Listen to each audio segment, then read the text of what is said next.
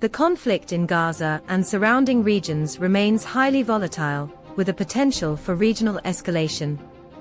Amid continued Israeli operations in Gaza and Lebanon, Egypt has proposed a temporary two-day truce that would allow for humanitarian aid and a limited exchange of hostages for prisoners, as a step toward a broader ceasefire.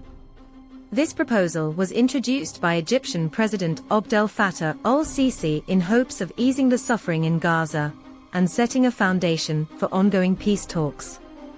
However, it is unclear if either Israel or Hamas will formally accept the terms.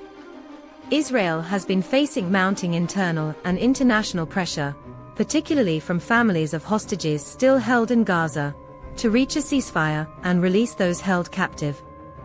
In parallel, Israel launched airstrikes on Lebanon, specifically targeting Hezbollah positions in response to escalations on that front. The strikes reportedly led to dozens of casualties and significant destruction in Lebanese cities like Sidon. Further complicating matters, Israel also conducted strikes on Iranian targets, aiming to preempt further hostilities, especially following Iran's missile attack on Israel in early October. This cross-border tension has raised alarms globally, with the United Nations Security Council set to discuss the broader conflict and Iran's call for international condemnation of Israeli actions. The humanitarian impact of the conflict has been severe.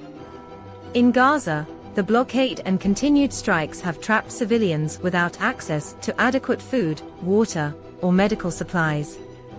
The UN has expressed grave concern, highlighting the catastrophic conditions in northern Gaza as civilians face bombings, starvation, and a lack of shelter. The situation remains dire as international actors continue to push for a longer-term truce and relief for those impacted.